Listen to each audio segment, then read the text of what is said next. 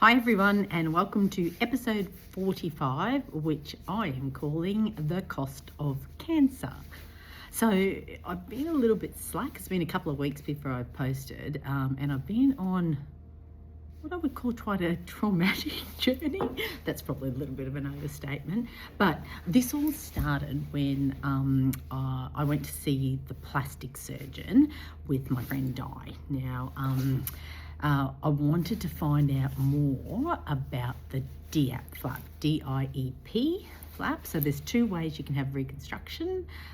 One is implants, which I've sort of talked about, but the DIEP flap is the other one where it takes it from your stomach or your other parts of your body and rebuilds your breast with your own tissue.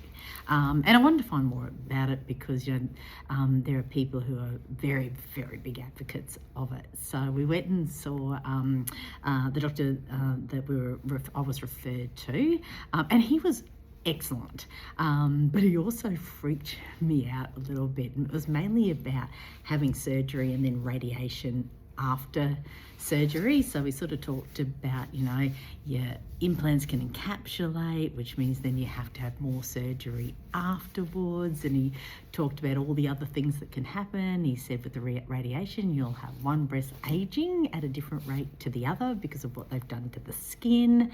So I think Di and I were like, whoa.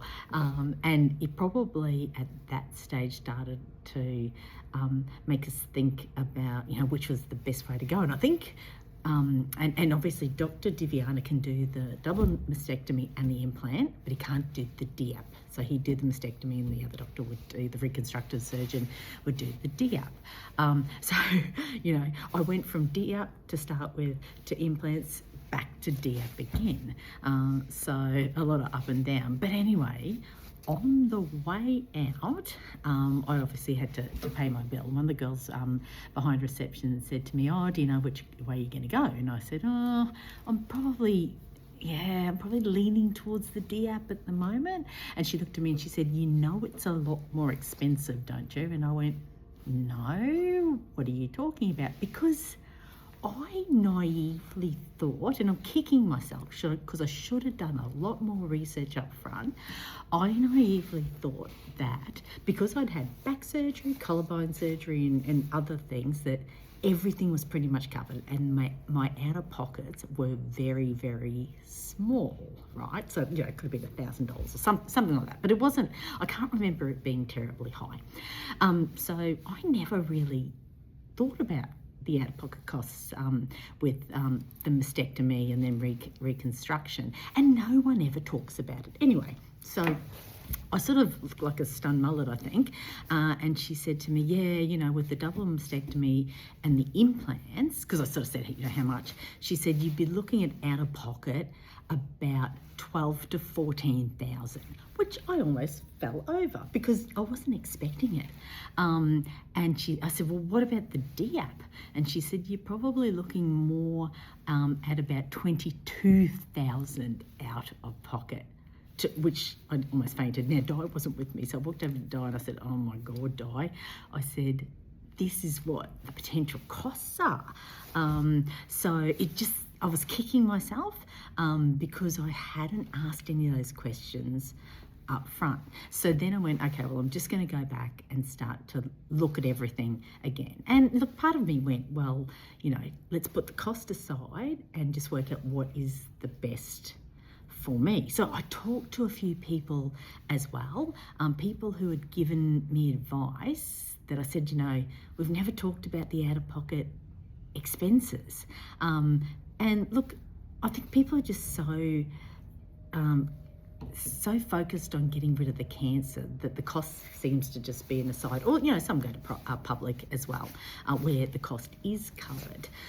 So I spoke to a friend of mine who had the DIEP, and she said, no, I'm pretty sure my out-of-pockets were nowhere near that. And so she gave me the number for her surgeon. So then I go down the next rabbit hole. So I ring her surgeon's office, and because the thing is, when I spoke to Medicare, Medibank, they said they cover Medicare covers 75% of the schedule fee, and they cover the other 25% of the schedule fee. Now, that doesn't mean the surgeons charge it. So the only way you get the cost down, because they charge about 10 times the schedule fee, you get the cost down is if they participate in gap cover.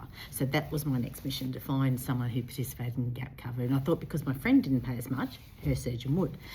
So I phoned and spoke to the girls in his office, and they said, yeah, he participates in gap cover. So we had a bit of conversation about getting a referral.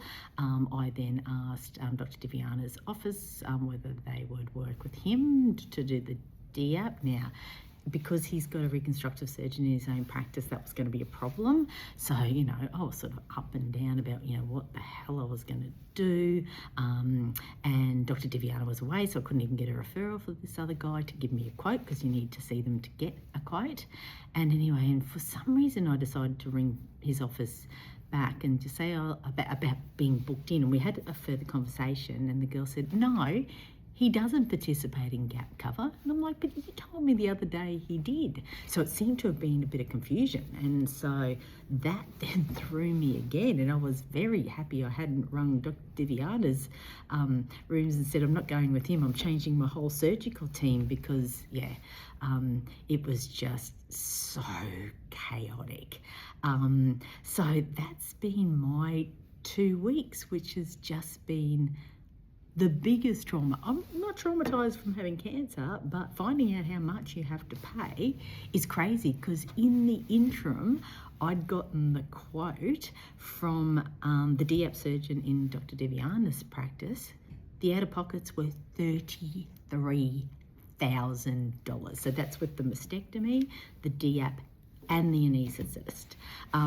In terms of the implants, at the moment it's sitting at about 10 out of pocket, but I don't have an anaesthetist cost, so I'm really focused now on finding out what all the costs are. In the meantime, someone had put me on to a website called what is it, BCNA, Breast Cancer Network Australia. Oh my God, it is awesome. I wish someone had told me about it right at the beginning, because it steps you through the process and what questions to ask. And the very first question when you go to a surgeon is, how much is this going to cost me? So if you know anyone who's diagnosed with breast cancer, please point them to that website, BCNA, because it really is a hand-holding thing through it, and they won't go through the trauma that I have in the last 2 weeks. Anyway, I see Dr. Diviana next Thursday. I think at this stage I'm back to implants, because I really don't want to pay $33,000 out of pocket. And even on the BCNA, it flags again with the DAP flap that type 1 diabetics are a risk, even though the reconstructive surgeon didn't seem to think it was a problem. So anyway, this is where I'm at the moment. As you can see, I'm a bit of a flip-flopper. I'm up and down, so it could change after I see Dr. Diviana next week. But lesson learned to me is, one, ask more questions, and make sure you do your research up front. Okay, have a good weekend, everybody.